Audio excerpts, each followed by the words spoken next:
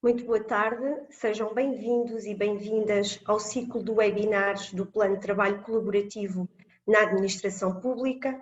Este primeiro webinar sobre agilização da execução de projetos financiados é o resultado de um dos projetos da segunda edição do Plano de Trabalho Colaborativo. Para dar início à sessão, convido a Secretária de Estado da Inovação e da Modernização Administrativa, Fátima Fonseca. Boa tarde a todas e a todos. Esta será a abertura, porventura, mais rápida da história. Tivemos hoje uma pequenina alteração ao programa inicialmente delineado. O Sr. Secretário de Estado do Planeamento, Ricardo Pinheiro, não pode juntar-se a nós, tal como gostaria, para dar início a esta sessão. E, portanto, eu vou apenas limitar-me a dar estas palavras de boas-vindas, em primeiro lugar. Em segundo lugar, para agradecer em meu nome e em nome do Sr. Secretário de Estado do Planeamento o convite para estarmos nesta sessão, que muito nos honra. Agradecer à equipa de coordenação do Plano de Trabalho Colaborativo este simpático convite e apenas deixar uma palavra de regozijo num registro mais pessoal, pelo facto desta iniciativa dar e continuar a dar visibilidade ao esforço colaborativo, dinâmico e contínuo que há mais de um ano a esta parte a administração pública portuguesa tem vindo a registrar. E apenas assinalando este facto, assinalando este prazer, eu passaria desde já a palavra aos oradores do primeiro painel, à Maria de Jesus, que está a fazer de mestre de sala, e vou reservar, acompanhando todo o evento, reservar algumas palavras para o final em jeito de conclusão. Desejo a todas e a todos um excelente webinar. Muito obrigada. Muito obrigada, Sra. Secretária de Estado. Vamos então iniciar o primeiro painel com o tema O Plano de Trabalho Colaborativo na Administração Pública. No painel de conferencistas temos connosco Carlos Queiro Carapeto, Inspetor-Geral da Inspeção-Geral das Atividades em Saúde, a IGAS, César Pestana, Presidente do Conselho Diretivo da Entidade de Serviços Partilhados da Administração Pública, ESPAP, Jorge Novo Palma, Vice-Chefe do Estado-Maior da Armada Marinha Portuguesa. Muito obrigada a todos por terem aceito o nosso convite. Dizer-vos apenas que durante a sessão os participantes podem utilizar a ferramenta que têm no vosso ecrã, designada como Q&A, de Questions and Answers, para colocar as questões que serão respondidas no final de cada painel. E dar-vos conta também, que já devem ter percebido, estão connosco a doutora Sofia Oriola e o doutor Luís Figueiredo do Instituto Nacional para a Reabilitação, que vão fazer a interpretação para a língua gestual portuguesa. Passo então a palavra aos oradores. Muito bom dia, Sra. Secretária de Estado, caros colegas, minhas senhoras e meus senhores. É um imenso prazer estar aqui hoje como elemento desta comissão coordenadora do Plano de Trabalho Colaborativo neste webinar da apresentação do projeto sobre a agilização da execução dos projetos financiados. Aliás, a presença e as palavras da Sra. Secretária de Estado vêm mostrar claramente que este projeto é hoje talvez ainda mais relevante do que quando foi pensado inicialmente em 2020. E o contexto da iniciativa do trabalho colaborativo também, e os frutos que começamos hoje a apresentar do segundo plano colaborativo. No entanto, permitam-me que enquadre um pouco os objetivos deste segundo plano de trabalho colaborativo, até porque ele é diferente daquilo que foi o primeiro plano colaborativo. O primeiro plano colaborativo, que considero ter sido um processo verdadeiramente inovador na forma como nos relacionamos dentro da administração pública, veio trazer uma abordagem mais conceptual, mais virada para a apresentação de guias e manuais e boas práticas, para fazer frente em 2020 a um contexto de trabalho remoto ou teletrabalho. E foi principalmente focado na gestão da relação interna das organizações públicas e entre as entidades da administração pública. Este segundo plano colaborativo é diferente, e é diferente na medida em que foi desenhado com uma abordagem mais operacional, procurando soluções para uma aplicação prática no terreno, e foi organizado à volta de projetos de implementação, de 9 projetos de implementação, em áreas muito diferentes, que vão desde a criação de modelos de gestão e de contratação para serviços de segurança e saúde no trabalho, para a criação de um roteiro para a maturidade das lideranças, por exemplo, no desenvolvimento do Plano Nacional de Qualificação dos Agentes dos Sistemas de Gestão Integrada dos Focos Rurais, ou na criação de uma plataforma de partilha de soluções na API, obviamente a agilização na execução de projetos financiados, ou promoção de laboratórios de inovação, para não citar todos, citar apenas alguns.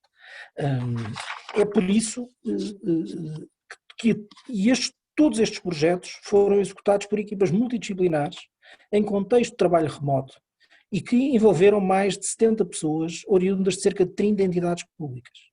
E isto caracteriza bem esta lógica do trabalho colaborativo e o envolvimento e a dinâmica que ele criou.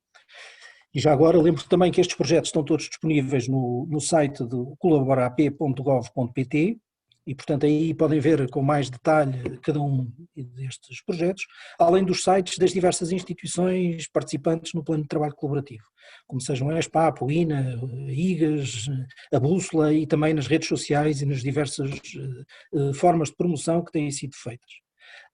Por outro lado, também gostava de deixar que esta edição do plano colaborativo está perfeitamente alinhada com aquela que tem sido a estratégia, que foi a estratégia para a inovação e modernização do Estado e da administração pública, que expressou uma aposta no trabalho colaborativo, e dando ênfase a uma postura proativa na procura de oportunidades de colaboração, na adoção de formas de modernização e inovação, no sentido de melhorar práticas, simplificar procedimentos, desmaterializar processos, e aumentar a eficiência, a eficácia e a qualidade dos serviços prestados. E estes projetos refletem muito isso. É por isso que achamos, enquanto Comissão Coordenadora, que hoje damos mais um passo importante neste seminário, com este projeto em concreto, porque partilhando experiências e os conhecimentos que dele advêm, refletindo sobre o trabalho desenvolvido e sobre os resultados alcançados, e procurando também, desta forma, promover novos planos de trabalho colaborativo e incentivar a adesão de mais pessoas à declaração colaborativa. Eu acho que a apresentação deste projeto vai ser certamente muito interessante, principalmente para todas as entidades públicas que pretendam reforçar a boa execução dos projetos financiados, e este é um tema muitíssimo atual, contando com o apoio, obviamente, das entidades gestoras dos programas operacionais, mas também com esta dinâmica colaborativa. Eu sei que, pelo menos para mim e para este papo, esta sessão vai ser muito importante e vamos ouvir com muita atenção as recomendações do grupo de projeto, e sei que vão existir. Pelo menos há um desafio que a doutora Cristina Jacinto nos vai deixar e, portanto, vamos ter todo o interesse em seguir este debate. Queria só, antes de passar ao Carlos, deixar aqui um agradecimento particular à equipa da ESPAP e do INA, em todo o apoio que deram na formação deste plano colaborativo, quer na componente da gestão de projeto e da gestão de programa, quer na disponibilização das plataformas para que fosse possível termos hoje o conjunto destes produtos disponíveis para a administração pública. Muito obrigado. Carlos, passo para ti. Olá, boa tarde. Cumprimentar a senhora Secretária de Estado da Inovação e da Modernização Administrativa, os meus colegas o César Pestana e o Jorge Louros Palma, e também agradecer ao Instituto Nacional para a Reabilitação ter permitido que tivéssemos aqui esta valência da língua gestual portuguesa com a Sofia Figueiredo e o Luís Oriola. O César resumiu aqui o que foi este segundo plano de trabalho colaborativo e falou também no nascimento desta iniciativa do plano de trabalho colaborativo, que depois teve um momento de, digamos assim, de adesão de vários dirigentes da administração pública através da assinatura de uma declaração colaborativa, em 2 momentos. E, portanto, reunimos umas 4 dezenas ou mais de dirigentes da administração pública que subscreveram esses princípios dessa declaração. Esta dinâmica do plano de trabalho colaborativo é uma dinâmica aberta, é uma dinâmica que tem um pendor forte de auto-organização e continua aberta à entrada de mais pessoas, mais dirigentes e mais entidades de organismos da administração pública. A questão que podemos colocar agora, passado 1 ano e poucos meses depois de termos criado esta iniciativa em março de 2020, é quais são as vantagens e o que é que esta iniciativa nos pode trazer. Eu queria destacar aqui um aspecto que tem a ver com a aprendizagem colaborativa. Nós sabemos que as organizações de hoje e as organizações do setor público precisam de possuir uma característica que, enfim, tem um palavrão oriundo da teoria das organizações, mas que é a ambidestria. As organizações têm que ser ambidestras. Como o próprio nome indica, saber utilizar a mão esquerda, a mão direita, isso na prática significa saber o quê? Saber cumprir a sua missão através da persecução das suas atribuições e da eficiência nos objetivos operacionais, enfim, nada de novo, sabemos que tem que ser assim, mas também significa, ao mesmo tempo, ser capazes de criar uma capacidade adaptativa para o futuro. E fazer as duas coisas ao mesmo tempo é a principal característica que as organizações públicas ou privadas devem ter para ser bem-sucedidas e sustentáveis. O que é que isto tem a ver com o plano de trabalho colaborativo? O plano de trabalho colaborativo propicia um contexto em que essa capacidade ou essa característica pode ser alcançada por uma razão muito simples.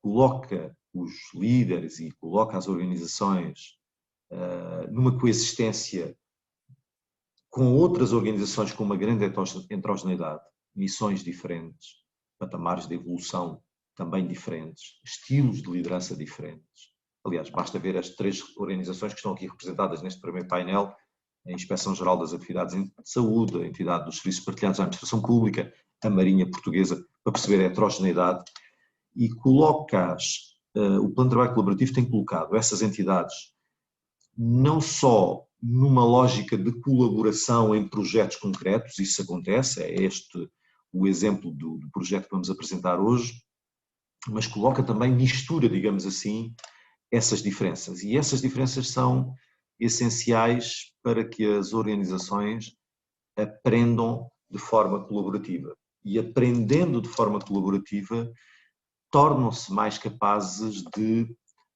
criar essa adaptabilidade para se prepararem para o futuro. E eu diria que essa é uma das vantagens do plano de trabalho colaborativo, que é colocar as organizações num modo de aprendizagem baseado na partilha de experiência. Ou seja, as organizações hoje aprendem de forma muito diferente do que aquela, vou falar das organizações da administração pública, do que aquela que aprendiam, sei lá, recuando muito no tempo, quando Portugal entrou na CE. Não, todas as dinâmicas de capacitação das pessoas da administração pública e das organizações se transformaram e hoje já os métodos e os modos de aprendizagem são muito diferentes. Aprender pela partilha de experiência e aprender de forma colaborativa é algo que não é assim tão fácil. É mais fácil reconhecer que é importante, mas não é tão fácil alcançá-lo. O Jorge Novo Palma a seguir vai falar de um aspecto que obviamente toca estas barreiras à aprendizagem colaborativa, mas esta dinâmica do plano de trabalho colaborativo na administração pública trouxe-nos essa evidência. Nós aprendemos neste contexto de diversidade em que nos mergulhamos quando começamos a entrar em projetos colaborativos, quando participamos na construção dos próprios planos de trabalho colaborativo, quando chegam mais pessoas de entidades diferentes daquelas que já estão, e isso também é um desafio que eu vos deixo para se informarem no portal do Plano de Trabalho Colaborativo da Administração Pública e mostrarem a vossa vontade de aderirem. E, portanto, se há algum aspecto que eu gostaria de realçar neste ano e pouco do Plano de Trabalho Colaborativo na Administração Pública é esta plataforma de aprendizagem colaborativa. Jorge Novo Palma, passo-lhe a palavra agora assim para terminarmos aqui este trio de intervenção. Muito obrigado, saudando também todos os participantes, saudando a Sra. Secretária de Estado e naturalmente também agradecendo o convite e a preparação desta intervenção. Eu até diria que, digamos, a minha intervenção acaba por não ser muito diversa, apesar de a diversidade ser, de facto, um dos objetivos que nós procuramos com o trabalho colaborativo. Gostava de abordar aqui, de facto, 3 pontos.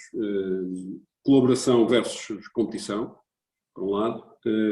Por outro lado, apresentar porquê nós estarmos neste esforço e neste plano de trabalho de facto, identificar as vantagens que encontramos com a nossa participação em termos organizacionais, em termos institucionais, e também quais é que são os desafios, isto já é um contributo no âmbito da própria coordenação, que nós encontramos para o desenvolvimento e implementação de novos planos de trabalho colaborativo, porque naturalmente tudo o que sejam processos de sucesso depois também sofrem dores de crescimento e que naturalmente devemos começar o mais cedo possível a prevenir e a antecipar.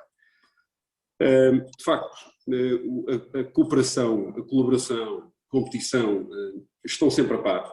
Por vezes as próprias circunstâncias colocam-nos em competição, nomeadamente num ecossistema mesmo institucional, público, a questão da competição pelos recursos então é sempre evidente, o próprio processo de desenvolvimento organizacional coloca as organizações muitas vezes nesses patamares e, portanto, são forças que é necessário e processos que é necessário harmonizar e compatibilizar precisamente para não nos enfraquecer.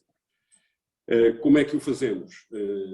Como é que passamos da competição para a colaboração, nomeadamente num contexto como aquele que temos? Penso que essencialmente é procurar, digamos, o âmbito do próprio contexto. Ou seja, quanto mais abrangente e mais ambiciosos formos, nomeadamente num contexto para além da própria administração pública, num contexto para além da nossa posição nacional, mais facilmente aqueles que nós identificamos como competidores numa fase inicial vamos identificar como colaboradores. E, portanto, é neste processo em que a chave é identificar a unidade de esforço, fim de contas, onde é que nós todos nos encontramos para um esforço que todos identificamos com um objetivo a atingir, que devemos trabalhar. E, portanto, os cenários são cada vez mais complexos e daí as vantagens que nós identificamos com a participação no plano de trabalho colaborativo.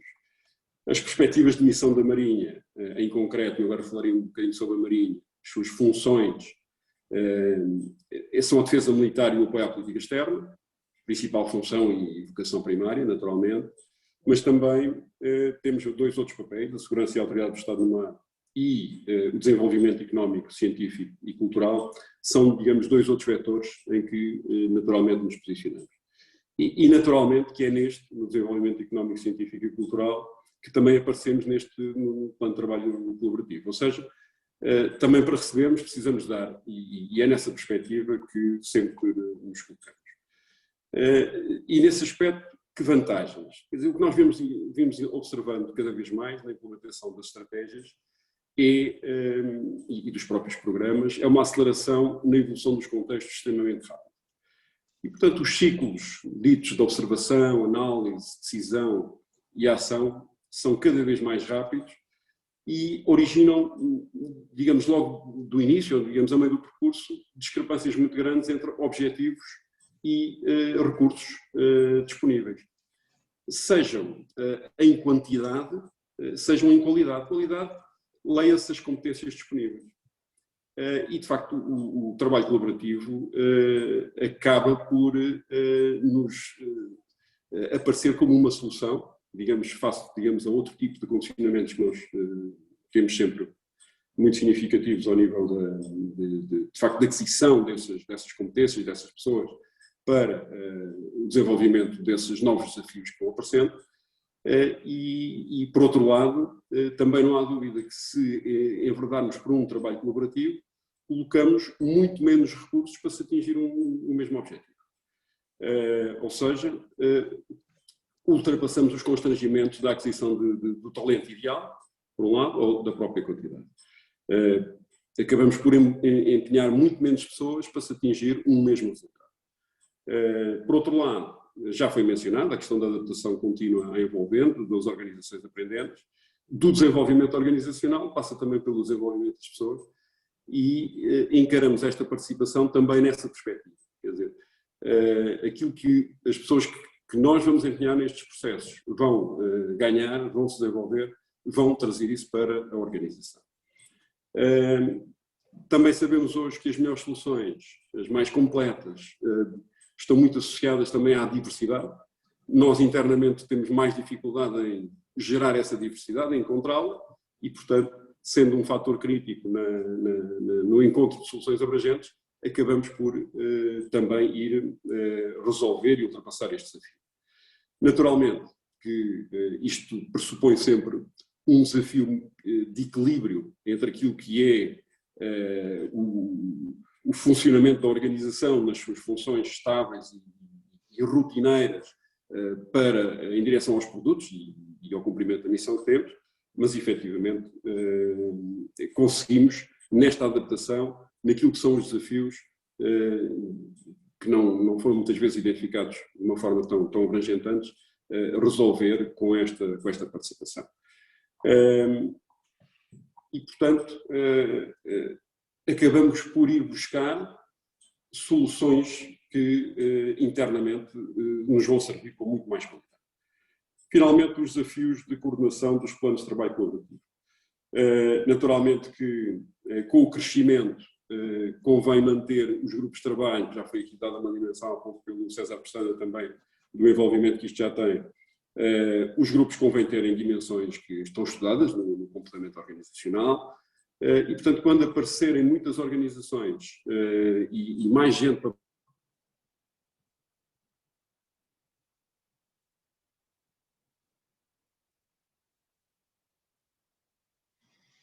produtos de fim de conta concorrentes e o próprio ecossistema se encarregará de resolver aquilo que está a mais, digamos. Digamos, também é importante que os planos não se prolonguem muito no tempo. Como resultado, só final, que me parece também muito importante ao nível de toda a administração pública, é que para além dos resultados propriamente ditos destes projetos, ficamos com uma base de trabalho e de comunicação, de disponibilidade para o trabalho colaborativo, que nos vai disponibilizar e nos vai preparar para outros desafios, como aliás estes desafios que na sociedade portuguesa e ao nível mundial neste momento atravessamos. E portanto era este o meu contributo nesta altura, excedi um bocadinho o tempo, mas julgo que agora é o momento também de respondermos a algumas questões. Muito obrigado.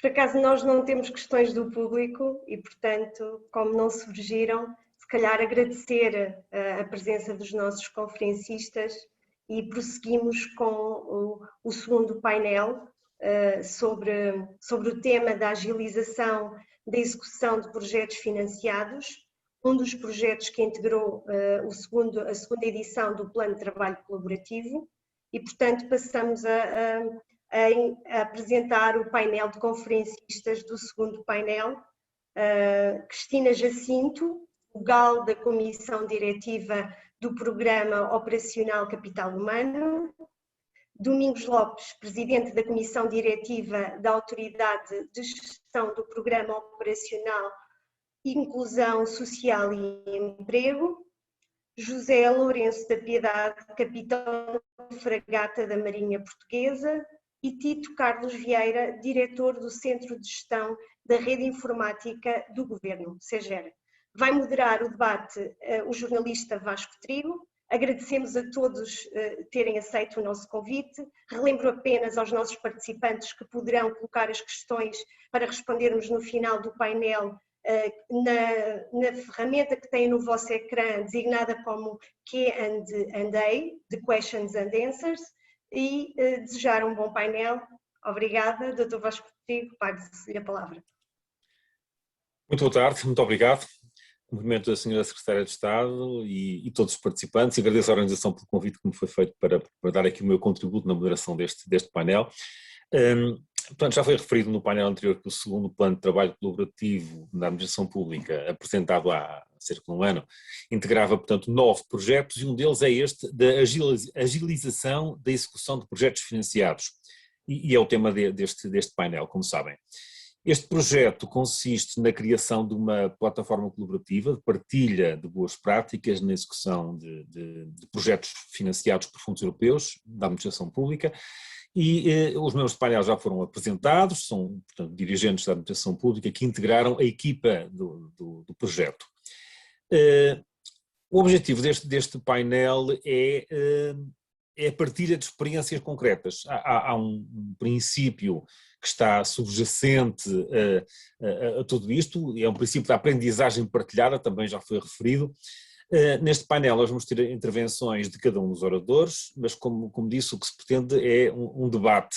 Estão convocados, como disse a doutora Maria de Jesus, todos os participantes para poderem colocar as questões nessa ferramenta que está aí ao lado.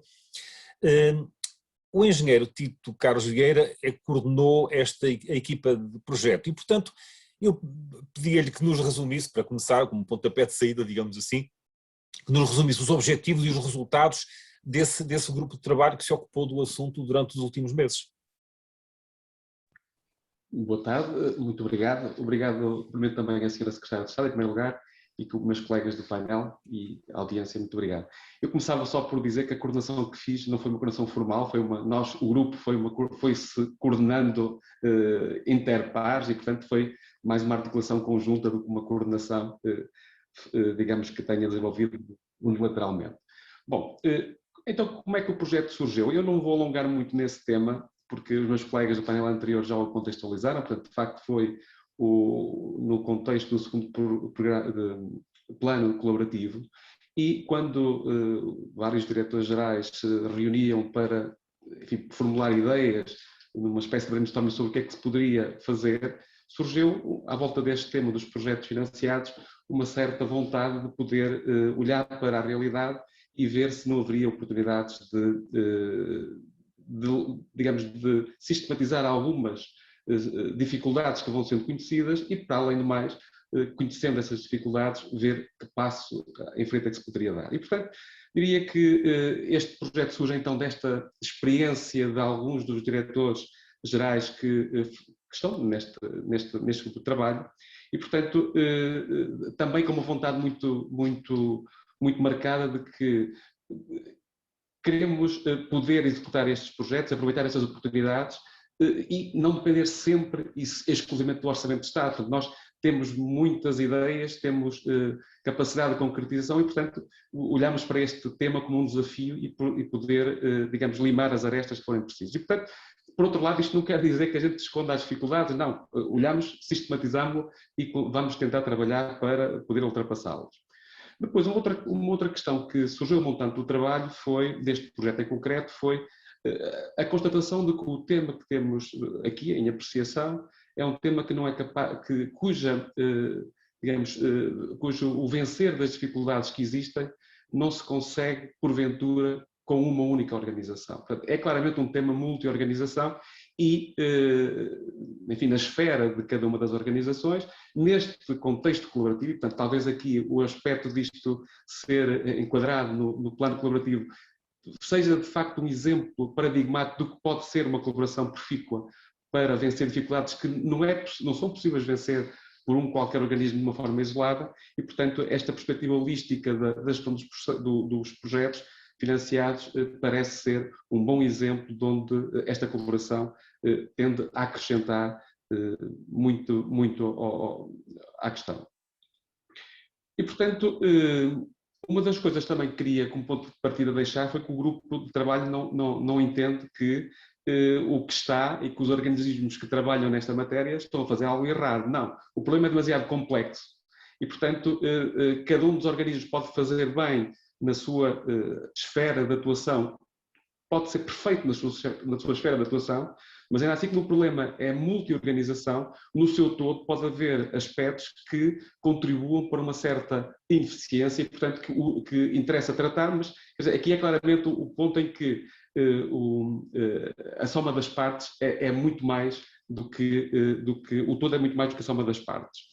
É porque, de facto, é um problema complexo e que a resolução realmente, como vamos ver, espero eu a seguir no debate, os pontos mais concretos, se vai poder constatar que tem várias destas complexidades e vários destes intervenientes.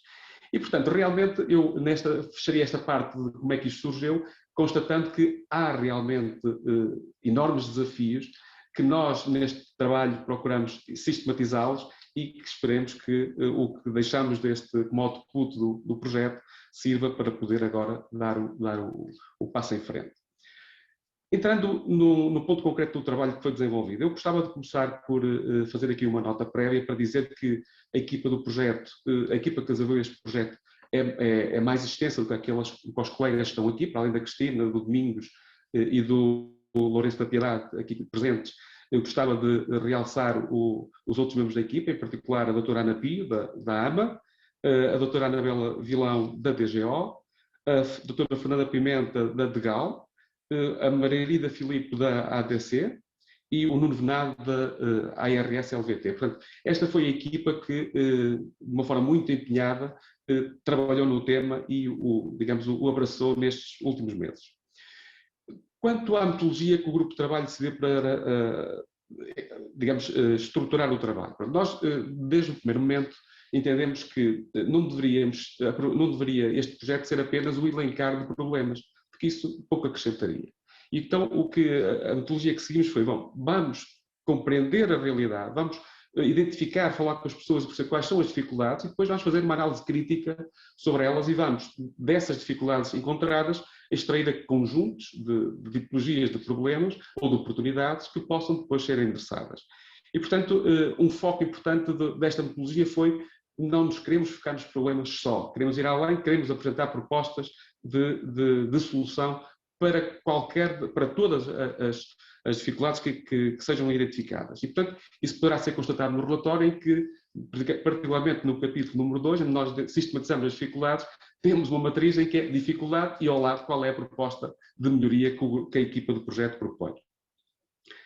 E, portanto, o espírito é este, é de ser uma peça construtiva, não de identificar, digamos, responsáveis por, como há pouco dizia, porventura os organismos fazem todos um trabalho excelente na esfera de atuação, mas o problema, como é multi-organização, tem oportunidades de melhoria e que só uma vista holística pode permitir endereçar. E, portanto, esperemos que este documento seja uma peça útil para todos nós, em primeiro lugar, mas também para aqueles organismos, e alguns de nós estão do grupo de trabalho, fazem parte desses organismos que têm essa capacidade de gestão destas matérias, para poder ser um contributo para ultrapassar as dificuldades que foram aqui identificadas.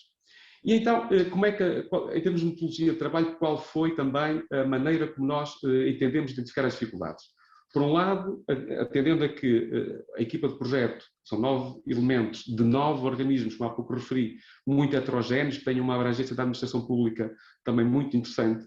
Ainda assim, o grupo de trabalho entendeu abrir mais a auscultação e, por intermédio da DEGAL, na pessoa da Fernanda Pimenta, fizemos uma auscultação da Associação Nacional de Municípios Portugueses, onde recebemos um conjunto muito importante de contributos, também contributos adicionais de 32 municípios e de mais 5 comunidades intermunicipais.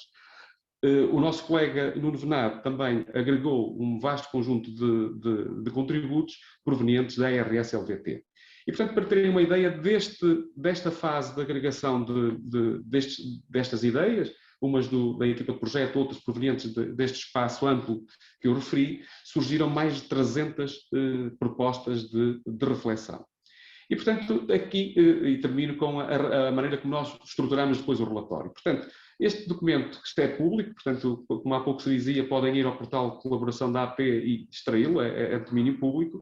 Ele tem, num capítulo 2, esta sistematização das dificuldades, constrangimentos e o que é que o grupo de trabalho entende que poderiam ser oportunidades para os ultrapassar, ponto número 1. Depois, e esta já agora diria que nesta parte das dificuldades também não são de domínio estratosférico. Nós procuramos sistematizar o que são temas de natureza tecnológica, por exemplo, dificuldades das aplicações, dos sistemas de informação, dificuldades da maneira como os avisos são feitos, dificuldades nas candidaturas, enfim, está isso organizado por esses grandes blocos de atividade para ser mais fácil. Portanto, agora, quem precisar de conhecer esta informação, a poder ter mais facilmente. Depois, uma fase seguinte, então, é que nós fomos à procura de boas práticas, porque, na verdade, há imensas boas práticas nesta esfera. Imensas. Há muitos organismos que têm publicados peças absolutamente extraordinárias, mas, porventura, até nem são conhecidas na sua plenitude. E, portanto, há aqui essa sistematização do que é que já existe, curiosamente, algumas dessas boas práticas para resolver problemas que foram identificados e, portanto, se as boas práticas fossem conhecidas porventura, esses problemas poderiam não existir, ponto número 1. Depois, também neste domínio das boas práticas, o grupo de trabalho entende que é preciso também aqui ir mais além. A experiência e a análise crítica que fizemos sobre estes pontos releva, e neste capítulo vocês têm plasmado o resumo, que entendemos nós, grupo de trabalho, que seria interessante fazer uma espécie de um roteiro para a identificação de oportunidades de financiamento da administração pública. Nós poderemos certamente aprofundar isto no fase de debate, mas está nas boas práticas como uma proposta para ir mais além. E uma outra área em que pensamos que as boas práticas que já existem podem ir mais além é também o tema da interoperabilidade digital entre sistemas de informação. Também aí achamos que há uma imensa oportunidade. E, portanto, o documento termina com a agregação de todo este manancial de informação num conjunto de conclusões em que agrupamos em 5 áreas que, enfim, agora nesta fase introdutória talvez não acrescentasse, mas certamente que terão surgido sobre o debate. Portanto, para já ficava por aqui e passar a palavra. Muito bem, muito obrigado.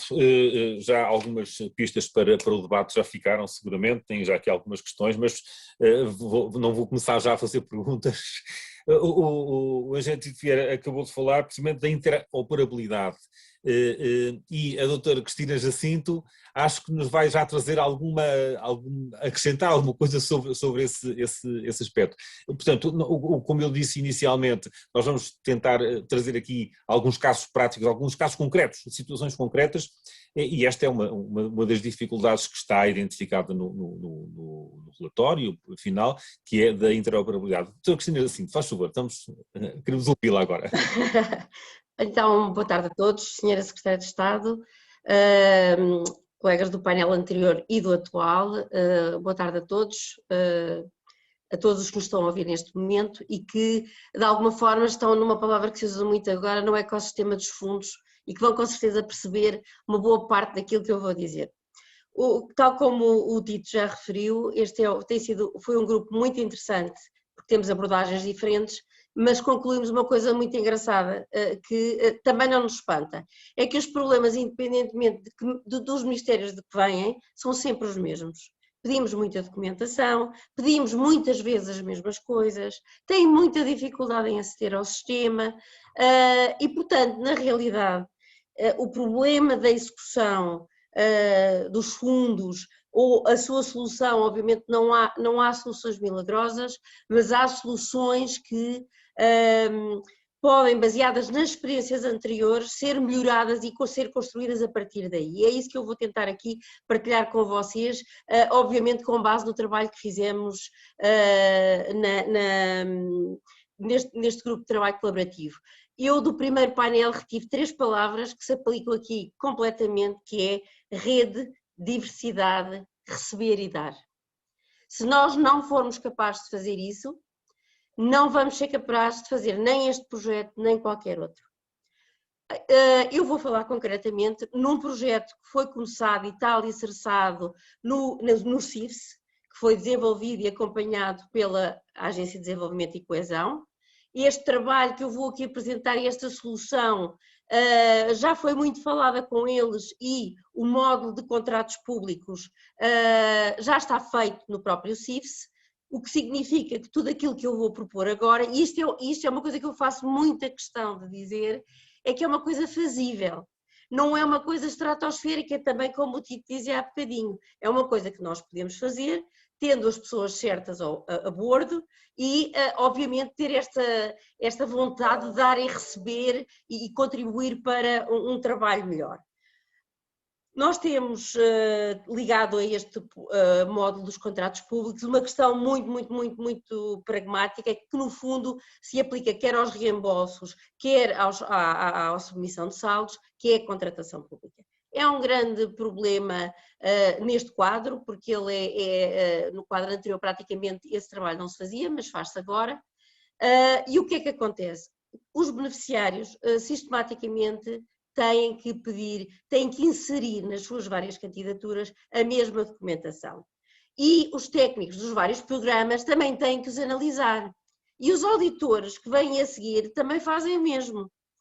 E, portanto, estamos aqui a quebrar uma coisa que ainda há muito poucos anos era a ainda há muito poucos anos era a ponta do iceberg da modernização administrativa, que era o princípio do only once, isto é, entidades e pessoas devem apenas providenciar ao Estado uma única vez uma informação e ela depois deve poder ser utilizada e, no fundo, o trabalho aqui que há a fazer é pôr os organismos a falar uns com os outros. Deixa-me só interromper, é que essa dificuldade que, pelos vistos, vários serviços encontram é vivida por cada um dos cidadãos quando têm que dar alguma informação também, não é? Portanto, é um problema bastante geral. Desculpe lá esta interrupção, mas acho que... Não, acho que tem toda a razão e, aliás, na maior parte dos casos, nós próprios, enquanto também dinamizadores dos organismos públicos, também sentimos isso muitas vezes na pele, porque também, para além de termos cargos dirigentes e sermos função pública, também somos cidadãos e, portanto, também sentimos isso na pele. Mas concentrando-nos agora aqui um bocadinho nisto, e partindo desse princípio que a mim me parece basilar, eu tinha aqui uma proposta para fazer, como digo, isto foi um trabalho feito, e faço muita questão de dizer isto, com o contributo da equipa do POCH como um todo, e muito da equipa da ADC, onde o sistema está residente. E qual era a proposta? Já existe o módulo de contratos públicos. O que é que podia beneficiar muito? Era fazer interoperabilidade deste portal dos contratos públicos com o base.gov, que está residente no IMPIC e onde se encontram todas as informações relativas a ajustes diretos e consultas prévias. É obrigatório, todos os organismos que fazem este tipo de ajustes têm que colocar lá os relatórios para que fiquem públicos e a favor da transparência. Ainda ontem o Sr. Primeiro-Ministro apresentava o portal da transparência, portanto, também nós aqui contribuindo para essa transparência. A interoperabilidade desse módulo de contratos públicos com as plataformas eletrónicas de contratação pública. E o que é que essas plataformas têm?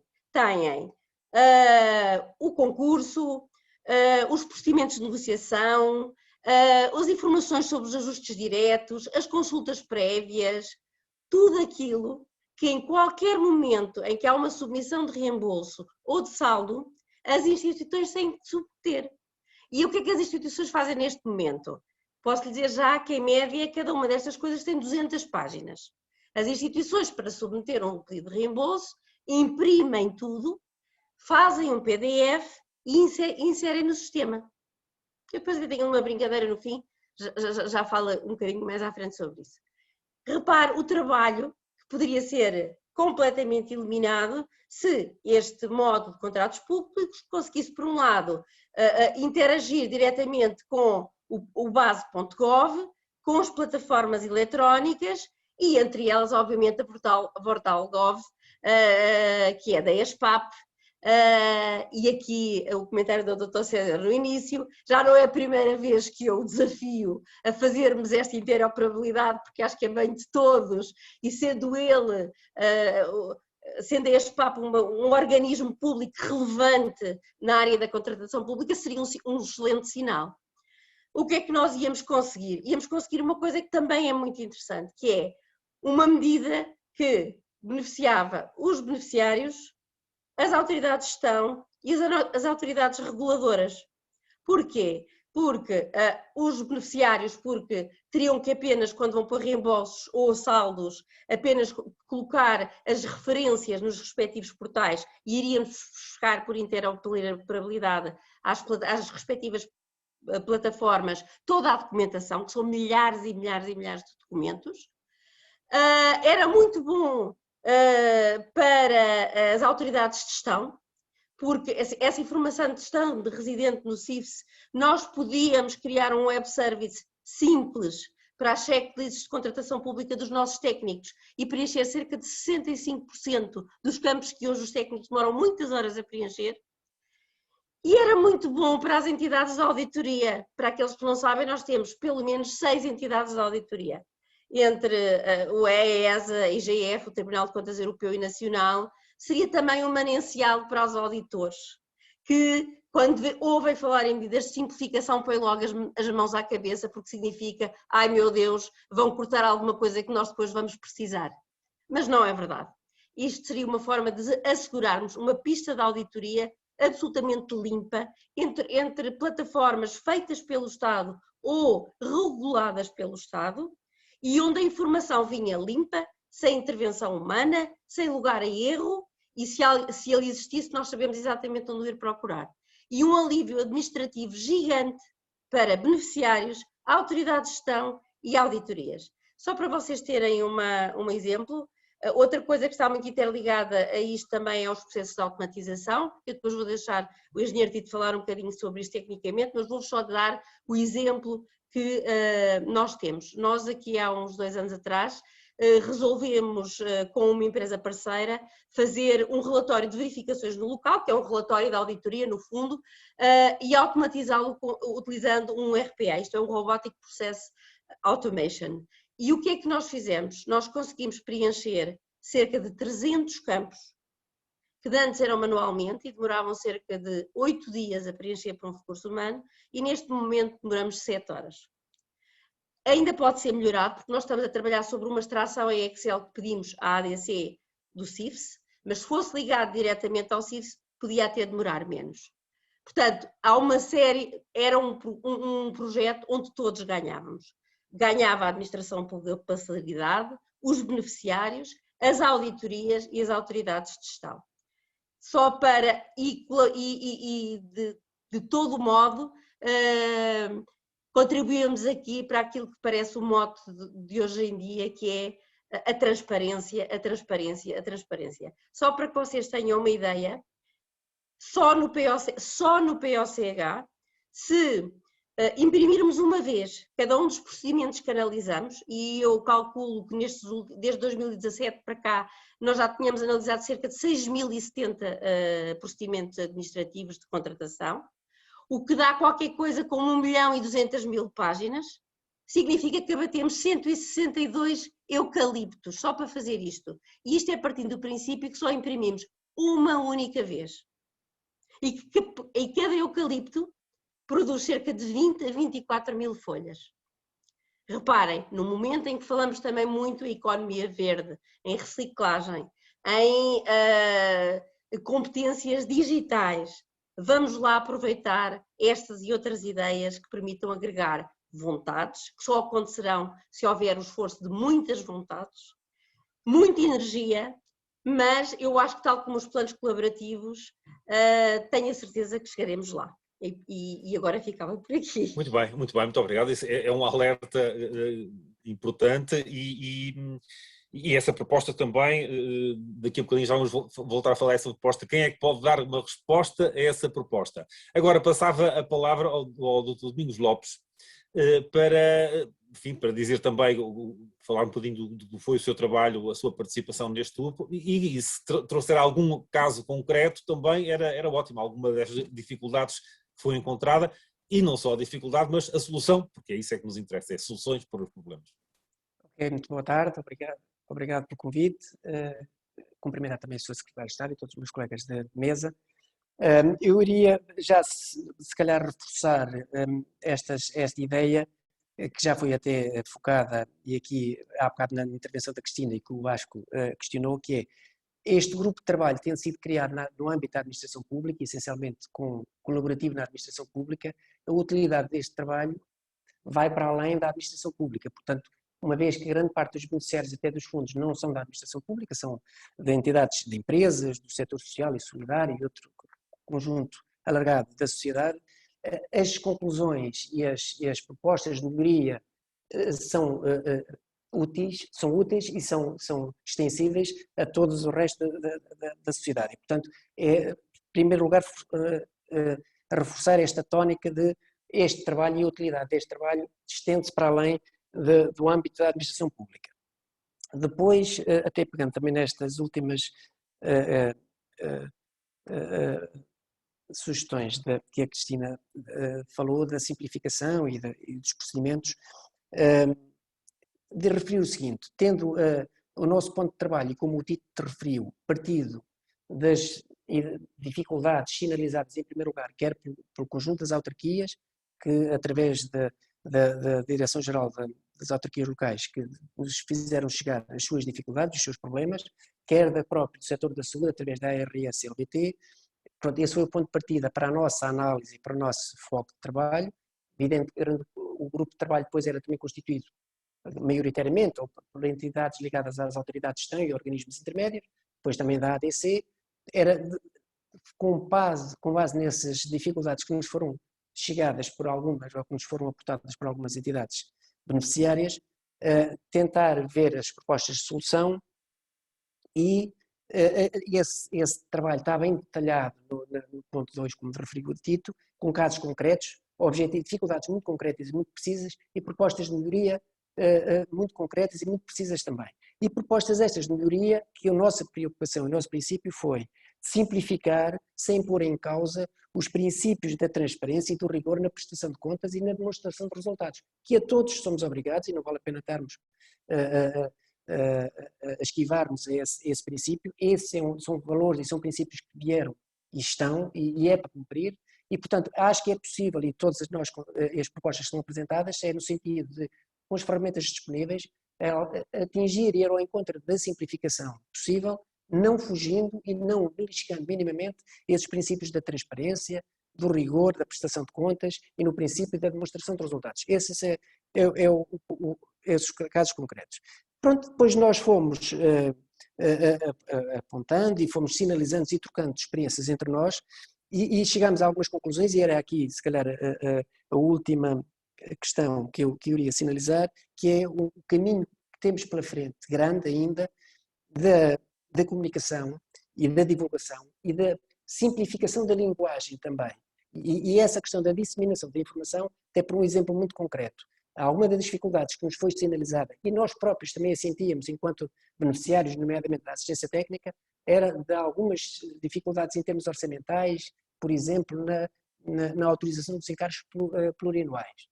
Chegámos à conclusão no grupo de trabalho, até com a indicação da colega da DGO, que afinal já havia uma circular normativa da DGO que simplificava os procedimentos para obter essa autorização de encargos plurianuais. Isto é um exemplo concreto de como às vezes as metodologias e as formas de simplificação até já existem, já estão estudadas e já estão sinalizadas, só que nem sempre são do domínio público, não são do conhecimento de todos. Portanto, esta questão dos fundos e da aplicação dos fundos tem um conjunto de dificuldades, que é uma linguagem um pouco, às vezes, hermética e bastante codificada, com muita informação e às vezes, muitas vezes dispersa, e portanto há aqui um caminho, e também sinalizamos aqui nas nossas conclusões, que é uma necessidade de simplificar também a comunicação dos fundos e da linguagem dos fundos, torná-la mais acessível e mais transparente e mais clara a todos os utilizadores, concentrar e cada vez mais disseminar as boas práticas que existem, as pistas para a boa operacionalização e para a boa agilização dos fundos. Existem já as ferramentas de todos os instrumentos, torná-los cada vez mais públicos e, portanto, esse também é um caminho a fazer. E, portanto, no fundo era esta uma das conclusões a que chegámos, e temos depois algumas pistas em concreto, mas tendo conhecimento e sabendo que ainda há muito para fazer, mas é nesta necessidade de tornar mais acessível, mais clara a linguagem dos fundos e a linguagem e a comunicação e toda a parte de divulgação e de comunicação dos fundos e dos projetos, torná-la mais acessível, mais clara e mais universal, no fundo, para todos, não só para a administração pública, mas também para todos os utilizadores da sociedade civil. E era para já esta informação assim mais de síntese e, portanto, ficamos à espera das perguntas. Com certeza.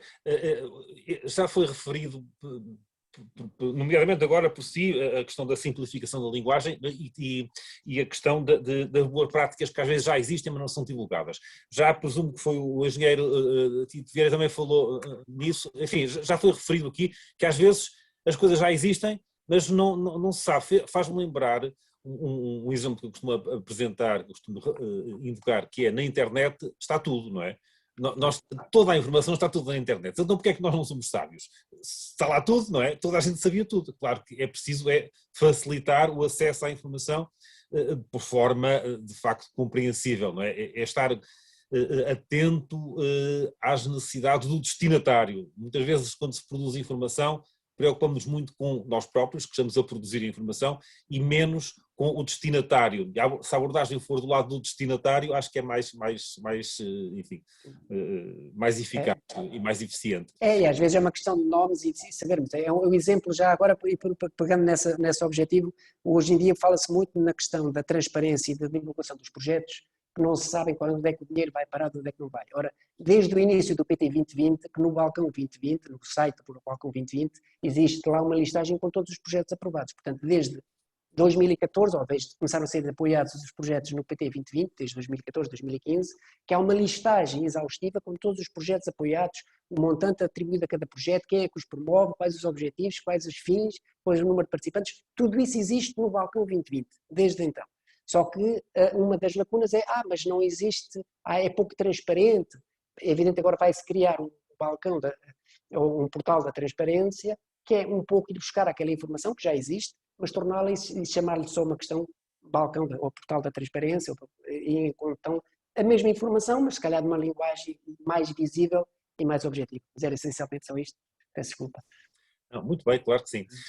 Bom, e agora temos ainda o senhor Capitão Fragata, portanto, João Lourenço da Piedade, um militar, a rigidez, enfim, às vezes são estereótipos que nós criamos na sociedade, que se criam na tropa, nas Forças Armadas, tem que ser tudo muito rígido, muito disciplinado e pouco flexível. Isto é o estereótipo que existe, não é? A sua presença aqui e a presença das Forças Armadas, e nomeadamente da Marinha, neste projeto, é para prova um bocado o contrário, não é? Mas diga-nos da sua justiça como é que entraram neste projeto e o que é que estão a aproveitar e a contribuir também, porque só um aspecto que foi a doutora Cristina referiu que tinha ficado com uma palavra do primeiro painel. Eu também tinha apontado uma palavra do Sr. Vice-Almirante Jorge Palma, que foi: para recebermos, temos de dar também, não é? De facto, é isso. Bom, Sr. Capitão de Fragata, faz favor de nos dizer da sua justiça. Muito boa tarde. Gostaria primeiro de cumprimentar a Sra. Secretária de Estado, os meus colegas de painel e toda a audiência, e agradecer o convite que foi formulado para estar neste painel. Então, começando pela experiência da participação neste grupo de trabalho, realmente é uma experiência muito interessante, como foi referido também pelo Tito, que é um grupo muito heterogéneo, e se virmos as entidades que estão envolvidas entidades que são entidades beneficiárias, mas também autoridades de gestão de financiamento, e daí também, como já foi referido pelo Domingos, houve a oportunidade de alguns problemas que foram levantados rapidamente foram solucionados, ou foi indicada que já existia a solução, não estava, era visível para as entidades beneficiárias. Daí foi realmente uma muito importante partilha de experiências e uma forma de aprendizagem colaborativa muito interessante e que permitiu acelerar aqui a nossa aprendizagem. O porquê da Marinha aparecer neste projeto? A Marinha tem uma série de projetos que estão a ser desenvolvidos correndo a fundos que são até beneficiários deste tipo de fundos que aqui estão, e à semelhança de todas as outras entidades encontra também alguns problemas ou às vezes obstáculos no desenvolvimento ou na execução desses projetos. Daí então entramos neste grupo e para tentar partilhar as nossas boas práticas, mas também as nossas dificuldades e tentar, mais uma vez, como eu dizia, acelerar o nosso ciclo de aprendizagem e permitir então uma boa execução dos projetos. O porquê também de nós, ou a forma como a Marinha entrou neste projeto, ou todo o processo já foi descrito pelo Tito, da forma como desenvolvemos o projeto. É um projeto muito semelhante, ou é uma abordagem muito semelhante à abordagem que no mundo militar se faz dos problemas, que nós chamamos de um processo de lições aprendidas, portanto, começando por identificar as observações, portanto, problemas podem existir, passando para as lições identificadas e depois, então, de lições identificadas para lições aprendidas. Portanto, as lições identificadas será a semelhança das boas práticas e as lições aprendidas aplicar resoluções às boas práticas. Portanto, se tiverem a oportunidade de percorrer o documento, a abordagem é muito semelhante. Portanto, as práticas que nós usamos no mundo militar são muito semelhantes às práticas que outras entidades facilmente adotam. Portanto, não há aqui... Às vezes parece que há um fosso entre estes dois mundos, do militar e o mundo civil. Não é verdade. Podemos chamar nomes diferentes às coisas, mas acabamos por trabalhar da mesma forma e ter a mesma abordagem aos problemas na maior parte das vezes.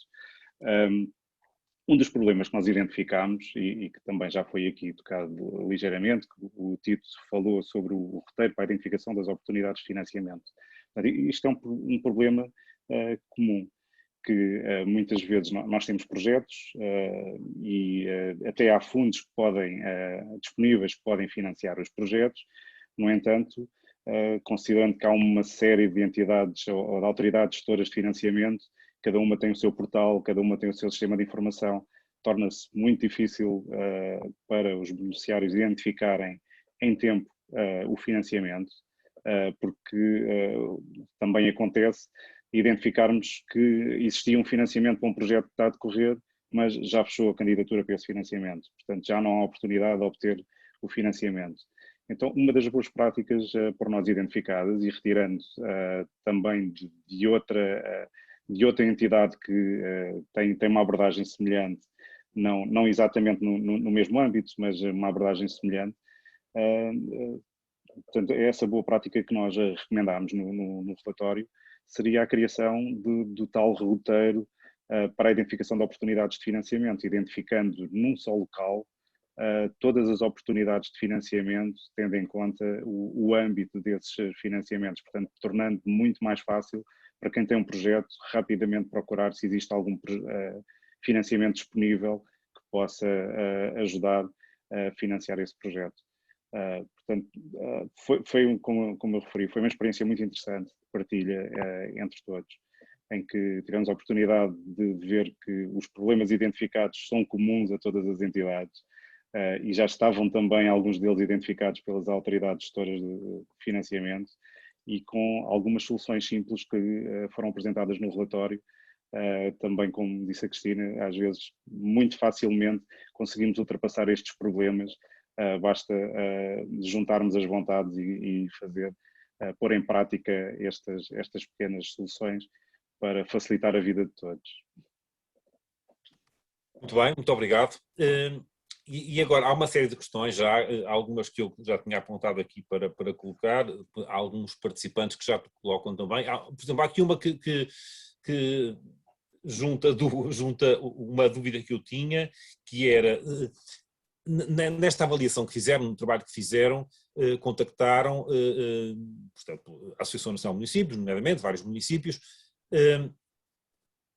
foram detectadas diferenças significativas entre os diversos municípios, nomeadamente se há assimetrias regionais que se possa estabelecer um padrão. Não. Nesta região os problemas são principalmente estes, naquela são antes outros.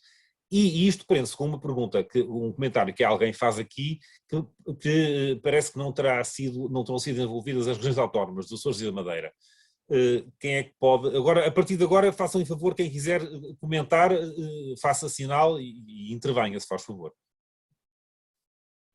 Quem é que vai começar? Eu posso começar eu. Bom, é evidente que a questão é assim, este grupo de trabalho, é evidente que o objetivo era alargar e cada vez mais entidades da administração pública se pudessem agregar a este processo. Isto surgiu, conjunto, foi-se alargando um conjunto de instituições. Aliás, o próprio envolvimento das autarquias locais surgiu, não foi inicialmente. Inicialmente estávamos alguns POs neste grupo de trabalho, e o POISE, tendo apoiado através da Direção-Geral da DGAL, que era o nosso organismo intermédio, uma tipologia especificamente para os municípios, que era o PEPAL, o Programa de Estágios da Administração Local, é que chegámos à conclusão, bom, seria bom se calhar envolvermos também aqui o setor da administração local. E, portanto, alargámos a administração local foi só por esta razão. É evidente que a questão das regiões autónomas dos Açores e da Madeira, nada impede também que este grupo, com certeza, não sei, não sou eu o coordenador do trabalho colaborativo e, portanto, deste espírito, mas eu creio que não. É evidente que isto foi muito pensado para a administração pública central e do continente, mas também nada contra o envolvimento das outras administrações, nomeadamente a administração regional. A questão é assim, é evidente que era aquilo que eu dizia há pouco e reforço, as dificuldades e as propostas de solução que encontramos e que se sinalizamos são úteis não só para a administração central, local do continente, mas também para todas as administrações regionais do resto do território português e, portanto, nada impede a sua extensão e a sua utilização, porque as dificuldades, as propostas de melhoria, as sinalizações são abrangentes e são genéricas e, portanto, são utilizáveis e partilháveis para todos, creio eu. Mas pronto, fica aqui talvez. É a minha proposta, não sei se haverá alguma. Eu posso só acrescentar uma coisa muito rápida. Como sabem, estes planos colaborativos somos nós que nos oferecemos para fazer parte deles. Somos nós que assinamos esse compromisso com o Estado português e quando o engenheiro Tito Vieira propôs este tema, porque também é um tema que a ele é muito caro, não tivemos ninguém que se inscrevesse, porque aquilo, quando se constituem os grupos, só para perceberem, quando se organizam os grupos, eles ficam disponíveis para todas as pessoas que pertencem ao trabalho colaborativo e qualquer pessoa se podia ter inscrito, esta aqui é a verdade. E portanto, aqui nós não fomos convidados, nós convidámos-nos a participar. Os temas foram lá colocados. Tito, se quiser acrescentar alguma coisa a isto, mas eu acho que é isto. Portanto, os Açores e a Madeira provavelmente, se calhar não tem muita gente nestes planos colaborativos ou naquele momento em que foi divulgado, podem não ter visto logo numa primeira alinhamento qual é que era o objetivo do trabalho. Às vezes acontece, o título não diz tudo, não é? E, portanto, talvez tenha sido isto, mas para ficar claro que aqui não há convites interessados. Há pessoas que se propõem trabalhar em prol do Estado, de uma melhor administração pública e qualquer um é bem-vindo. A insularidade para nós até nos dá uma perspectiva diferente, seria com certeza muito bem-vinda. Claro. Uma questão, este grupo de trabalho terminou a sua ação com o relatório que fez ou vai continuar a trabalhar? Como é que é? Engenheiro Tito Vieira, como é que está a pensar a evolução deste grupo? Bom, nós, enquanto grupo de trabalho, tínhamos aquela missão e o grupo de trabalho encerrou com um relatório, não é? Naturalmente que este fórum que hoje temos aqui, outros idênticos que possam vir a surgir, ou certamente todos os nossos colegas da administração que queiram saber mais sobre o que foi o nosso trabalho e aquilo que temos no relatório, naturalmente, creio eu por mim estarei disponível para partilhar tudo aquilo que sei e que conheço e as perspectivas, não é? Mas não há até o momento do grupo de trabalho deste projeto, digamos, nenhuma ação concreta para prosseguir. Portanto, a nossa ideia, o que fizemos foi entregar o relatório e partilhar estas conclusões. E nesse relatório, como já foi referido, aquele capítulo onde fala dos 1, 2, 3, 4, 5 dificuldades que é preciso, enfim, que foram detectadas, a quem é que compete agora concretizar as soluções para essas dificuldades? Nomeadamente, por exemplo, recordando o que a Cristina disse, aquela questão de fazer a interoperabilidade entre o módulo dos contratos públicos, o portal base. Quem é que pode, quem é que tem o poder e quem é que irá fazer isso? Bom, eu se calhar, quer dizer, e como há pouco dizíamos, este tema é um tema que é holístico, portanto ele não tem uma capacidade de um só organismo deste ecossistema poder resolver todos os problemas. Vou-lhe dar um caso concreto. Nós no relatório, para aquela parte da comunicação, que há pouco o Domingos falava, somos muito concretos e dizemos, aqui está um tema em que, por exemplo, se a ADC o pudesse endereçar, poderia ser o sítio que nos pareceu recomendável para prosseguir aquelas sugestões que nós lá deixamos. É um caso concreto. Mas há outros casos concretos em que nós dizemos que, enfim, olha, por exemplo, na área da área financeira, há ali temas que merecem uma reflexão sobre as GAFs. GAFs é um termo técnico para a gestão, digamos, a área das secretarias gerais que trata da gestão administrativa e financeira. Há lá sugestões que nós somos muito explícitos e avançamos com essas designações. E depois há, digamos, todo um conjunto de assuntos, como a interoperabilidade, que nós, enfim, sem querer explicitar onde elas podem desenvolver, naturalmente sabemos onde elas poderiam prosseguir e estamos disponíveis para, digamos, partilhar o que sabemos. Mas deixe-me acrescentar-lhe um outro exemplo, porque às vezes são exatamente nos pequenos exemplos, e o relatório é muito nessa perspectiva de pequenas coisas simples que poderiam fazer uma transformação plena das dificuldades que temos. Eu vou-lhe dar um exemplo concreto, e este exemplo foi vivenciado por mim, portanto, aqui no organismo que dirijo. E vou falar de um projeto que nós temos, portanto, onde uma das ações desse projeto, que nem é nada extraordinariamente complexo, do ponto de vista nem de volume financeiro, portanto, vamos imaginar uma coisa simples ou realmente simples por exemplo, que obriga a uma contratação que, enfim, na ordem de 50 mil euros ou algo do género. Eu vou partilhar com a audiência, digamos, o que poderá ser o desafio de um organismo como o nosso poder concretizar um projeto dessa natureza nos tempos em que o fizemos, e o que poderia ser se uma pequena coisa que nós sugerimos nas propostas mudasse. Então, eu não vou ser um bocadinho detalhado, mas sou muito rápido, só para ficarem com a ideia. Portanto, vamos admitir que a candidatura está aprovada, que o projeto arrancou, que está tudo feito, já só falta fazer a coisa. Então, para fazer uma ação qualquer que precise de fazer uma contratação de serviços, porque assim estava previsto, primeiro, para fazermos esse trabalho, temos que pedir um parecer prévio para ver se o que queremos fazer é elegível e está alinhado com a candidatura que fizemos e que nos foi aprovada. Isto poderá demorar, enfim, às vezes mais, às vezes menos, mas vamos admitir aqui um valor estimado de cerca de 30 dias. Depois, se essa resposta for positiva, temos que tratar da parte da complementação financeira. Vamos admitir que isso também é uma coisa rápida e simples, que no limite em 3 dias se resolve. Depois vem o tema da contratação. Vamos supor que também a contratação tem grande encargo muito concreto, muito explícito, que a litigância é uma coisa, digamos, menos forte, até porque é um volume de uma convite a 3 ou 5 entidades, portanto, neste limite de 50 mil euros, vamos admitir que se resolve em 30 dias. Vamos tirar daqui da equação, contratamos tudo e agora já só falta trabalhar. Vamos tirar daqui o período de tempo que precisamos fazer a coisa. Portanto, vamos esquecer, vamos admitir que é 0 para este exemplo. Está feito o trabalho, é preciso faturar. Entra a ordem de dizer, olha, sim senhor, o trabalho está aqui o relatório final, entregável, podem faturar. Isto que demora 2, 3 dias.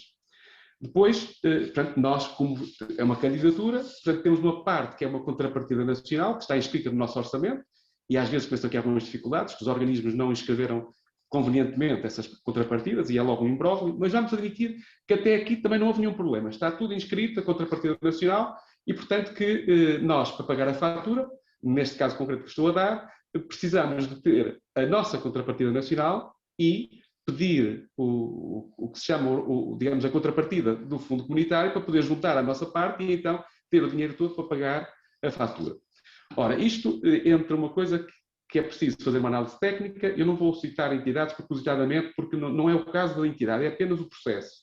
Entre a análise, digamos, da conformidade do que estamos a solicitar para o reembolso, depois de analisada é validada e depois de validada transfere-se o dinheiro para a conta bancária do nosso organismo. Pensar-se, bom, se já lá está o dinheiro já se pode pagar. Não, é errado, não se pode pagar. Então o que é preciso fazer a seguir? É um processo administrativo. E já agora vamos admitir que este pedido de reembolso, entre as análises, as verificações e as transferências, demora em média cerca de também 30 dias. Pronto, o dinheiro está na conta bancária, mas já se pode pagar? Não se pode pagar. O que é preciso fazer? Há uma operação financeira que os financeiros terão que fazer, que se chama arrecadar a receita. Isto é um termo técnico, mas demora mais 1, 2 dias para fazer isto. Já se pode pagar? Não, não se pode pagar. Já temos o dinheiro, arrecadamos a receita, mas ainda não se pode pagar. Então o que é preciso fazer? É preciso fazer uma coisa que é tratar de ver se esse valor da fatura, agora que temos o dinheiro todo, a nossa contrapartida nacional, mais o que entretanto já chegou da contrapartida do Fundo de Financiamento, temos que assegurar que aquela fatura está inscrita no que se chama PLC, de Pedido de Libertação de Créditos. Ora, isto geralmente não tem que ser assim, mas aprendemos também durante o projeto que pode ser mais do que um por mês, mas geralmente faz um por mês e, portanto, a questão é, ou a fatura tem o crédito necessário naquele PLC, ou então já só no mês seguinte é que pode ser paga. Portanto, ou seja, aqui mais um gap de 30 dias. Entretanto, já se pode pagar a fatura? Já se pode pagar a fatura. Então pague-se isto que demora 5 dias. E depois, já podemos, o que é que falta a seguir? Imagino que eu tenho uma outra fatura do mesmo projeto, uma outra atividade paralela, poderei fazer o processo de reembolso dessa despesa e de pagamento? Não. Não porque estou a falar de um caso concreto do Fundo de Financiamento FEDER. Neste caso, só se podem pagar as faturas, uma segunda fatura, quando a primeira tiver aquilo que se chama da certificação completa. E o que é a certificação? A certificação é, depois daquele momento em que o dinheiro estava tudo no PLC, foi pago, é preciso então certificar o pagamento, que isto obriga a empresa que recebeu o dinheiro a fazer o comprovativo de que recebeu o dinheiro, mostrar essa evidência. Depois nós, organismos públicos, a ver no IGCP, no nosso extrato também, que lá está essa parte. E depois submeter essa informação para alguém, então, que aqui está, olha, está aqui a informação do fornecedor, está aqui a nossa, está aqui tudo, pode confirmar a validação, a fazer a certificação dessa despesa. Portanto, entre isto tudo, que demora mais cerca de 30 dias. Ou seja, só no final deste período todo, que totaliza 169 dias, em média, de acordo com essas estimativas, é que eu poderei fazer uma iniciativa para pagar uma segunda atividade, uma segunda fatura do mesmo projeto. Ora, isto porquê? Porque há aqui este conceito de ser sequenciais, não poder ser paralelizado. Ora, isto é uma coisa tremendamente complexa, porque não há nenhum organismo da administração pública, portanto, 169 dias são 5 meses. Portanto, num ano, com isto tudo a correr muito bem, conseguir-se pagar 2 atividades. E, portanto, sem ser sequencial. E então, com este exemplo muito concreto, se vocês forem ver no relatório, uma das coisas simples que nós propomos lá é, acabem com, entre outras coisas, com a necessidade de ser sequencial e, portanto, avalie-se a possibilidade de permitir a paralisação de pedidos de pagamento. Portanto, isto é um exemplo muito simples de que se isto mudasse, poderíamos não esperar os 5 meses para fazer um segundo pedido de pagamento, mas fazê-lo em paralelo em função da dinâmica do projeto e da execução do projeto. E isso o que é preciso? É uma alteração legislativa? O que é preciso para que isso possa ser feito? Ou porquê é que é feito assim? Pois, aqui são aspectos que eu já não sou a pessoa mais indicada para poder responder, porque já me sai da área da minha atuação enquanto responsável, sim. Não queria pronunciar, mas aqui há uma evidência, eu sei até que isto está na nossa proposta de ações de melhoria, enfim, comungadas por todos os membros do projeto, que isto provavelmente é possível, até porque noutros fundos esta limitação não existe, é possível paralelizar, não é? Mas não sei exatamente que circunstâncias é que levam a esta ação em concreto, mas o facto é uma pequena coisa muito simples, poderia contribuir imensamente para simplificar a agilização da execução dos projetos. Como sabem, nós temos estado a receber perguntas por parte algumas eu já fui fazendo, mas para que saibam mesmo que foram feitas pela assistência, havia aqui alguém que falava, por exemplo, Paulo Bota, qual é o seguimento que vai ser a dar as propostas? Já falámos, quem é que vai fazer? Doutor Vasco Trigo, eu acho que posso fazer aqui, adicionar um comentário à pergunta que fez há bocadinho. Relativamente quem é que pode, quem é que faz, como é que isto pode evoluir. Eu para já acho que temos aqui uma pessoa a assistir a este webinar que tenho a certeza será sensível à questão que acabámos de falar, que é a senhora Secretária de Estado da Inovação e da Administração Pública, para quem falo diretamente. E acho que ela e o Ministério foram criados e bem para nos ajudar nestas coisas. Depois, para partilhar aqui também a experiência do POCH da nossa equipa, nós precisámos de fazer transição de dados e interoperabilidade com a Segurança Social, e isso foi possível através da assinatura de um protocolo, respeitando, obviamente, o RGPD, a legislação nacional da proteção de dados, e isto não é mais do que conciliar legislação, vontades e um chapéu político, e por isso me referi, peço desculpa se me estou a sair fora de pé, à senhora Secretária de Estado. Portanto, acho que depois no encerramento, se calhar, vai dar... Mas isto para lhe dizer que com protocolos devidamente blindados, que protejam, obviamente, os cidadãos e as instituições que participam nesta partilha de informação, que assegurem depois as pistas de auditoria, são de facto possíveis, e as pessoas que gerem estes organismos e as pessoas que os propõem fazem toda a diferença. É o dar e receber, é a diversidade e é a rede que falávamos no início. Muito bem. Manuel Soares, uma das pessoas que está a assistir, sugere aqui, pergunta se não foi equacionada a criação de bots, portanto, aquelas aplicações que substituem os humanos, não é?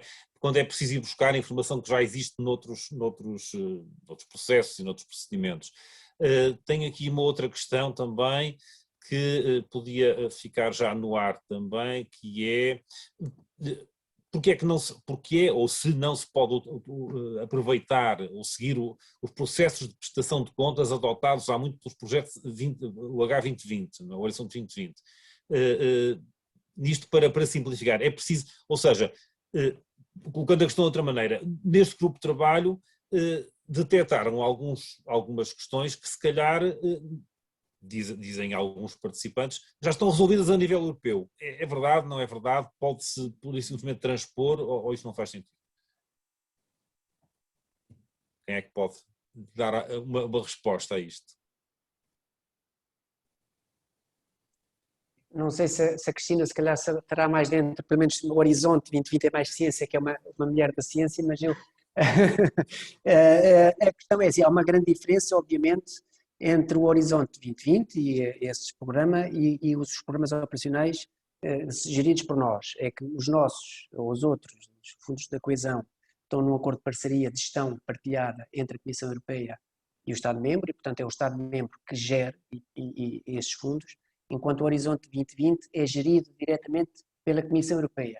Eu admito, eu não conheço concretamente, e não sei, nunca me candidatei ao Horizonte 2020, não sei quais são os procedimentos.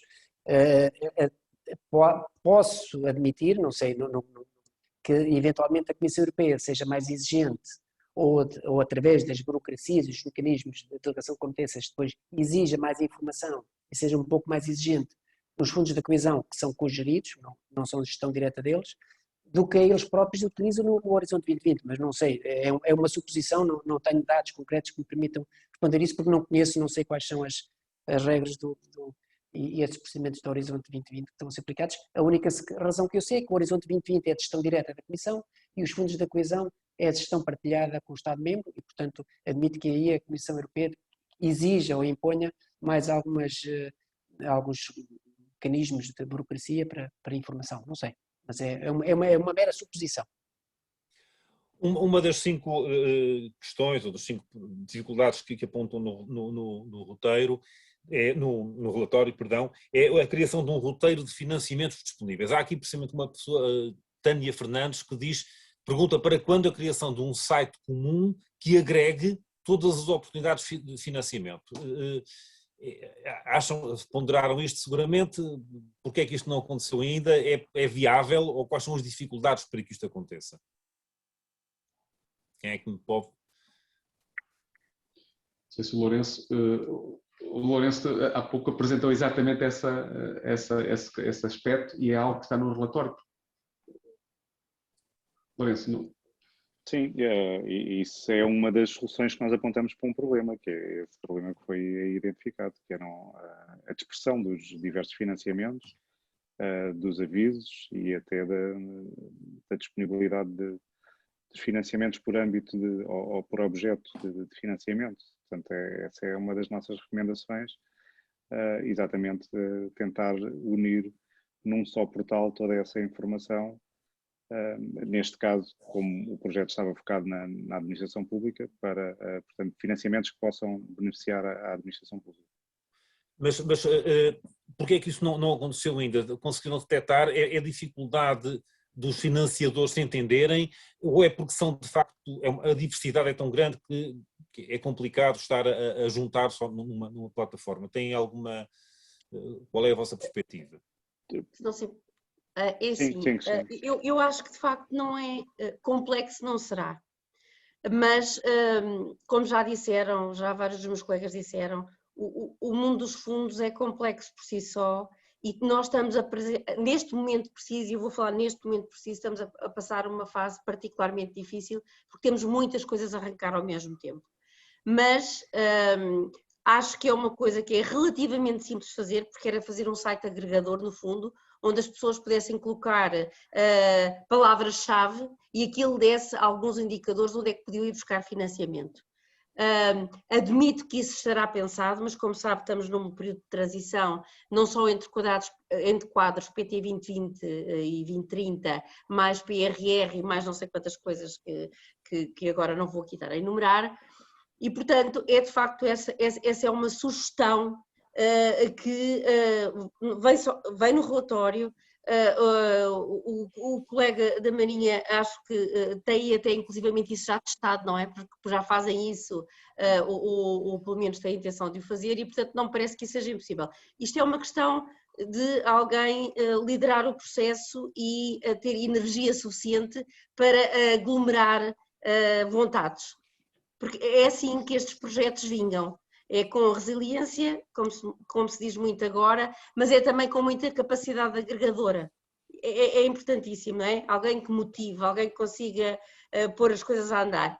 E depois, da parte de quem pode decidir politicamente, que dê uma ajudinha e que quando estas pessoas se entusiasmam e fazem projetos novos, também os ajude a ultrapassar as questões. Não me parece que seja uma coisa muito complexa. Não é difícil por si só. A questão aqui, eu acho que cada entidade ou cada autoridade de gestora de financiamento está focada em fornecer informação do seu financiamento ou do seu fundo que está a gerir.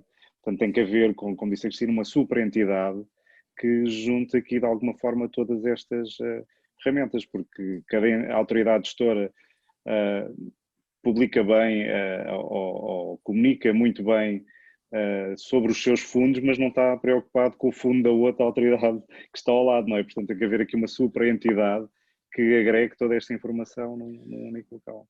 O não estar preocupado com o que o outro ao lado está a fazer, há alguma competição, digamos assim, ou é só o foco?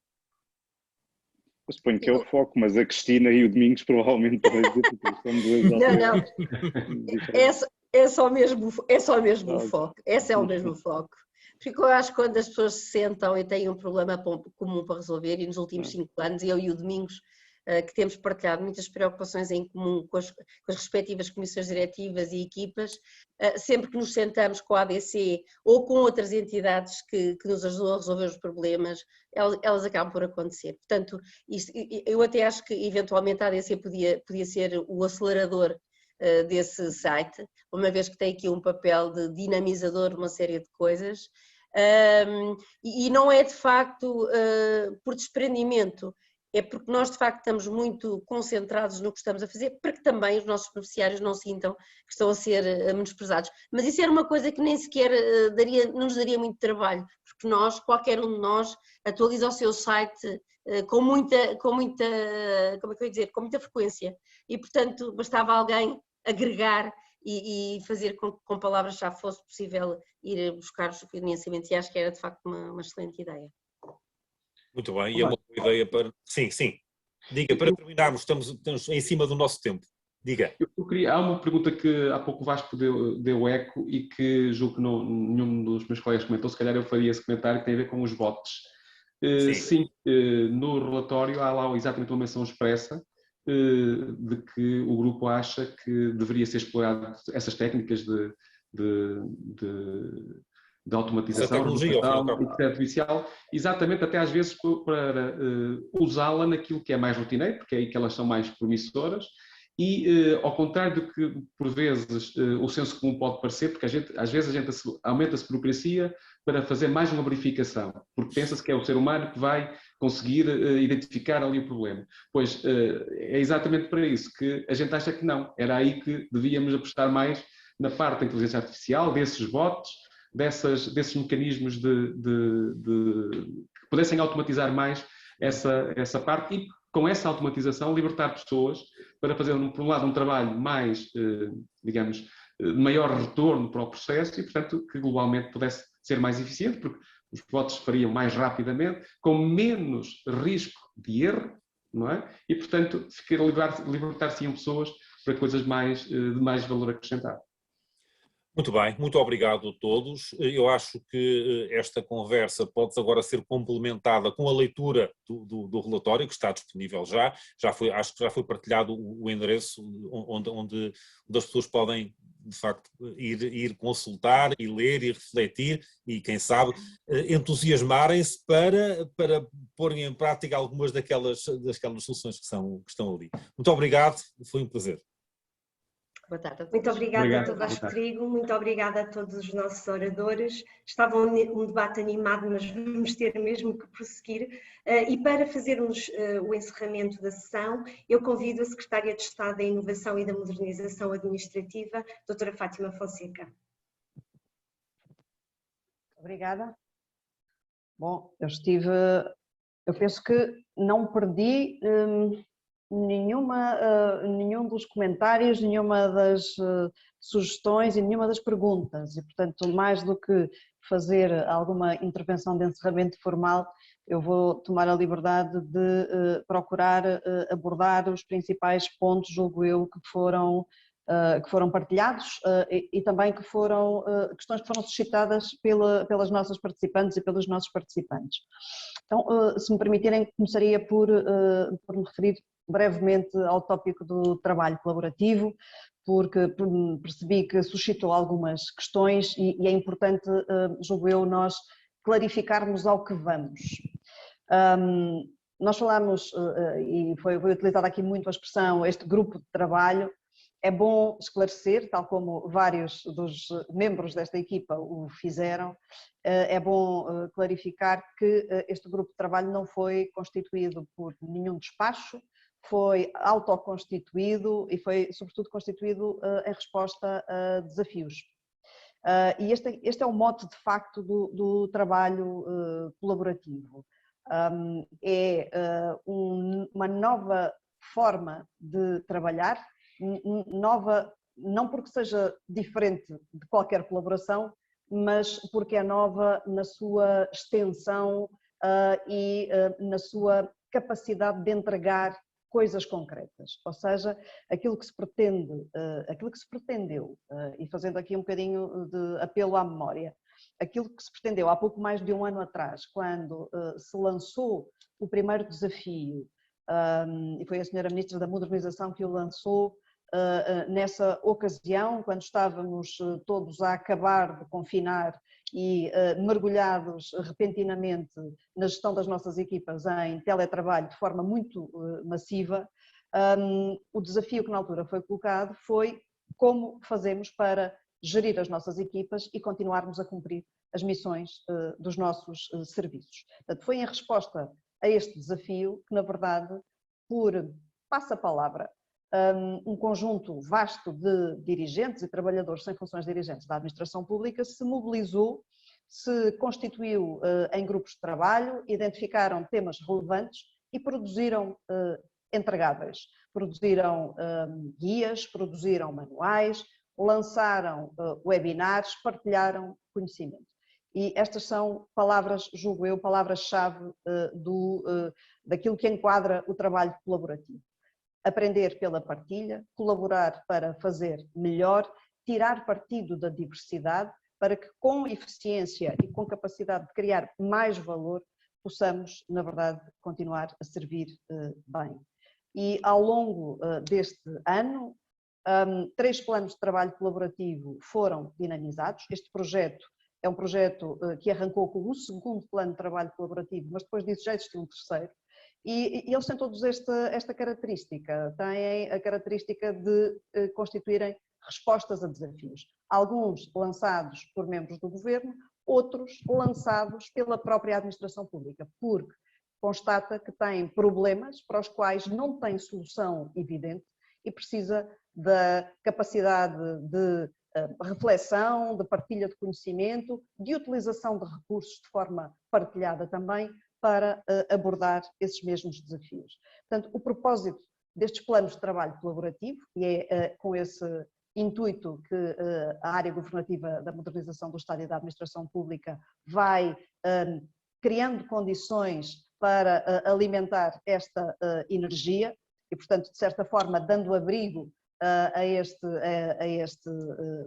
mote de auto-organização da administração pública, o que se pretende, de facto, é incrementar esta capacidade de colaborar livremente, de forma contínua, de forma sistemática, para se produzir resultados. Resultados que tanto podem constituir desafios para que aqueles e aquelas que têm responsabilidades políticas possam tomar decisões, mas também resultados que significam pura e simplesmente a administração pública fazer coisas porque precisa de as fazer e consegue fazê-las melhor em colaboração. E penso que este é um ponto importante porque esta energia tem que ser alavancada. A plataforma Colabora-AP, que o Dr. César referiu no início, tal como hoje em dia a bússola intranet da administração pública, que também disponibiliza ferramentas colaborativas, vem procurar alavancar. Esta partilha da existência desses instrumentos é, do nosso ponto de vista, determinante para que possamos expandir ainda mais a colaboração, que se pretende informal, mas que se pretende, sobretudo, muito profícua e orientada para coisas concretas, entregáveis concretos. E é com esse propósito que vos desafio também, a todas e a todos aqueles que têm responsabilidades dirigentes, porque têm uma particular responsabilidade de incrementar esta colaboração, de aderir à declaração que promove a colaboração na administração pública, o compromisso com a colaboração que pode e deve ser incrementado. E é com este propósito também que na estratégia para a inovação e modernização do Estado e da administração pública nós nos referimos muitas vezes, inúmeras vezes, à colaboração que significa participação, que significa parceria, que significa capacidade de inovação. E a verdade é que ao fim de 3 planos de trabalho colaborativos, com projetos ainda a serem entregues, eu penso que é evidente que, para todos nós, que as coisas estão efetivamente a mudar. Estão a mudar de forma cada vez mais estrutural. Portanto, quanto mais nós enraizarmos esta capacidade de colaborar, eu penso que maior será a capacidade de a administração pública se preparar para desafios.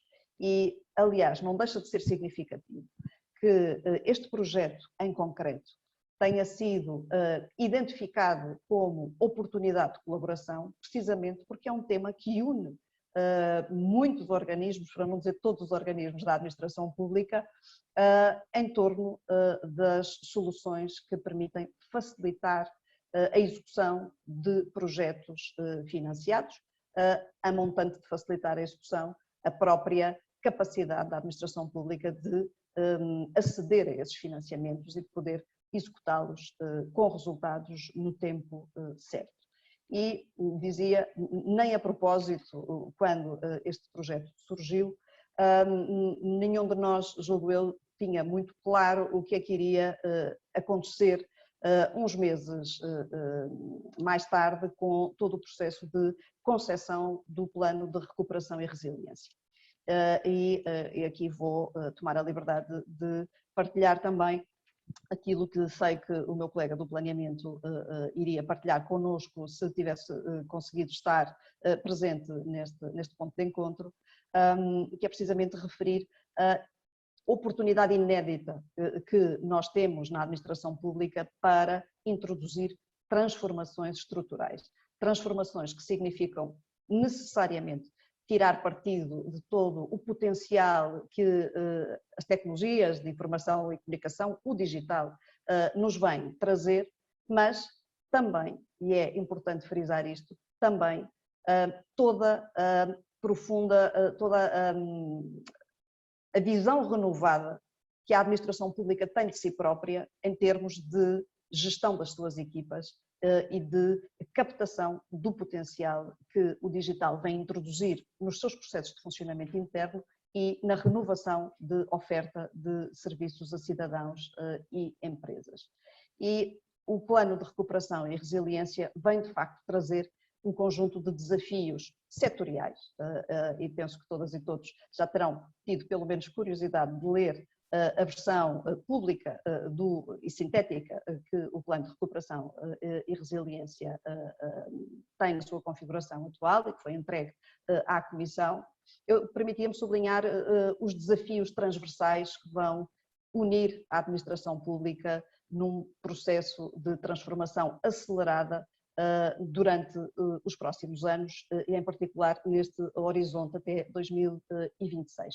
E são de facto desafios que estão associados à necessidade de reforçarmos a oferta de serviços públicos digitais, mas não digitais a qualquer custo. Digitais simples, digitais inclusivos e digitais seguros. Portanto, esta capacidade de termos uma nova geração de serviços digitais constitui de facto um desafio profundo, que tem por trás a capacidade também de a administração pública estar mais conectada, ser mais segura na forma como funciona utilizando a tecnologia digital e ser mais inteligente. E foi aqui referido o tema da inteligência artificial. Talvez nós devamos falar, antes de chegar à inteligência artificial, falar em interoperabilidade, falar em tirar partido de todo o potencial que a cloud nos traz, e sim, na ciência de dados e em todas as questões relacionadas com a cibersegurança. Portanto, uma administração pública digital por dentro que tem capacidade de projetar o digital no serviço, na oferta renovada de serviços aos cidadãos e às empresas. E isto significa algo de profundamente transformador, porque obviamente este tipo de transformação significa uma transformação organizacional, cultural e muitas vezes individual, com impacto na forma como as pessoas exercem as suas funções, na forma como as geridas, na forma como as missões são planeadas e são executadas ano após ano. E, portanto, também existem outras duas dimensões muito relevantes que estão expressas no PRR, uma reforma funcional e orgânica da administração pública, e vou citar, para combater a rigidez no modelo de prestação de trabalho e no relacionamento entre as áreas governativas. Vamos concordar que uma das coisas que seguramente está subjacente a esta formulação é pura e simplesmente trabalho colaborativo, incremento do trabalho colaborativo e o empoderamento da administração pública para criar valor através do reforço da capacitação das suas trabalhadoras, dos seus trabalhadores, também daqueles que exercem funções dirigentes, naturalmente. Capacitação orientada para compreender o digital, compreender, adquirir, aplicar, utilizar o digital, mas também todas as outras competências pessoais, relacionais, competências colaborativas que são necessárias para funcionar em modelos organizacionais que se tornam permeáveis, com fronteiras permeáveis entre si, para que estes fluxos de colaboração sejam normais. Tal como os dados devem circular e devem ser partilhados, também os outros recursos devem ser partilhados de forma sistemática, sempre que a necessidade surja. E, portanto, a questão que está subjacente ao plano de recuperação e resiliência, de forma muito simples, é como podemos atuar para ser mais eficazes. Foi aqui referido o portal Mais Transparência, que foi lançado ontem. O portal Mais Transparência é, na verdade, muito mais.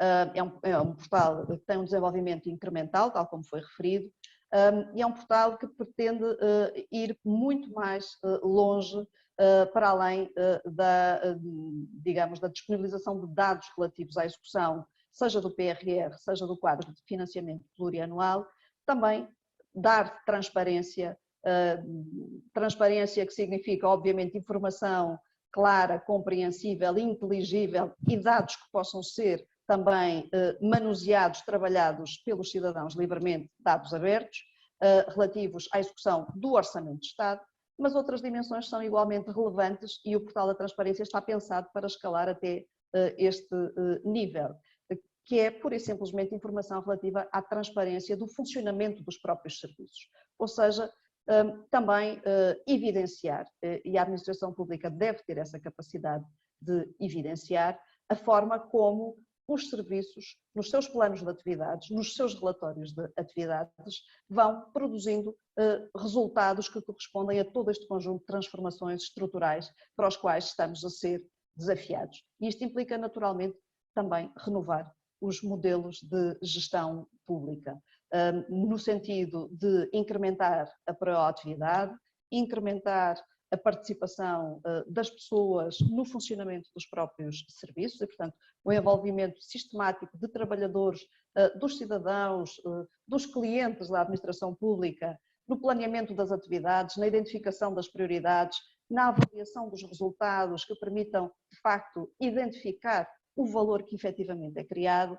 Tudo isto são desafios que devem ser abordados com clareza e que devem ser devolvidos às pessoas com a mesma transparência.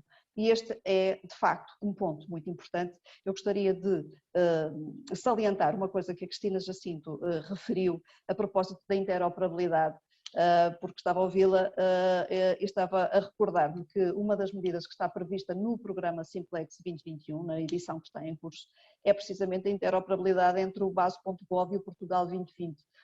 E, portanto, o desafio que a Cristina traz é um desafio, na verdade, para nós todos e, sobretudo, para aqueles de nós que têm a mão na massa nos serviços e que devem projetar este tipo de medida que deve ser, obviamente, alavancada.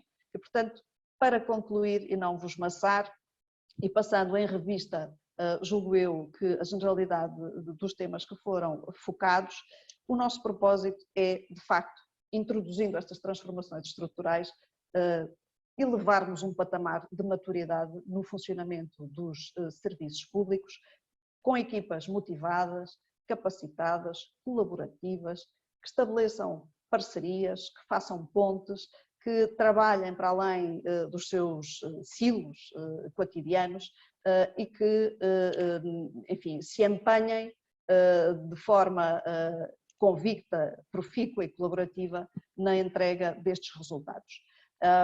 E há aqui uma forma muito singela de podermos extrair consequências desta reflexão que é feita nos projetos colaborativos quando ela vá além da capacidade de concretização direta e imediata das entidades ou das pessoas que colaboram nos projetos, que é pura e simplesmente identificarem, desenharmos medidas simplex. E, portanto, se temos aqui um instrumento que é um instrumento de política pública de modernização, que é um instrumento que tem muitos anos e, portanto, ao longo de todo este tempo, desde 2006, com um interregno no meio, muitas coisas foram feitas, muitas coisas muito transformadoras, mas a verdade é que todos nós sentimos todos os dias que cada vez mais, com toda a aceleração das mudanças que, enfim, que empreendemos todos os dias ou que se abatem sobre nós, a verdade é que tudo aquilo que fazemos produz resultados muitas vezes transitórios ou que se tornam rapidamente insuficientes. E, portanto, esta abordagem proativa, constante, para fazermos diferente, para fazer melhor, para responder a necessidades, para as antecipar e prepararmos as respostas com tempo, é de facto um desafio de toda a administração pública. E se temos todos os anos a oportunidade de identificar as coisas que interessam e colocá-las como bandeira da modernização, da capacidade dos serviços fazerem coisas novas em resposta a estas necessidades, criando mais valor, eu diria que o desafio é coletivo de toda a administração pública. Vamos preparar então novas medidas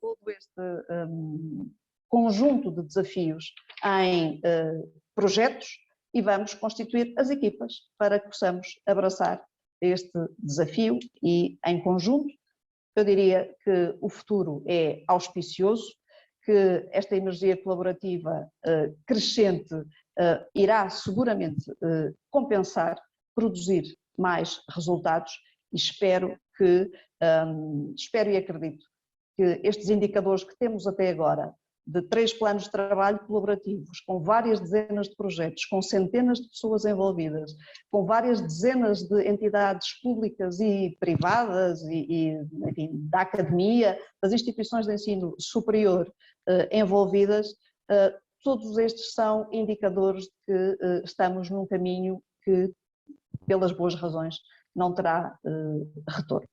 Espero que todas e todos continuem com força a trabalhar, agarremos novos desafios e desafiemos uns aos outros para poder concretizá-los com qualidade. Obrigada a todas e a todos e até breve.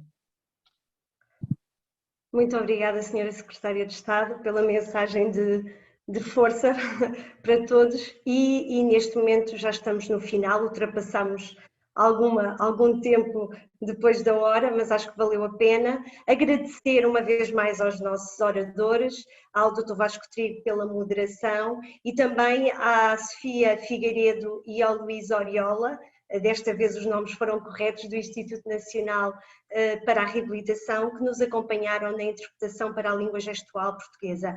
Antes de mais, precisava que nos dessem a vossa opinião sobre este webinar, cujo o inquérito está a passar no vosso ecrã. Agradecemos uma vez mais a presença de todos e de todas e até uma próxima oportunidade. Muito boa tarde.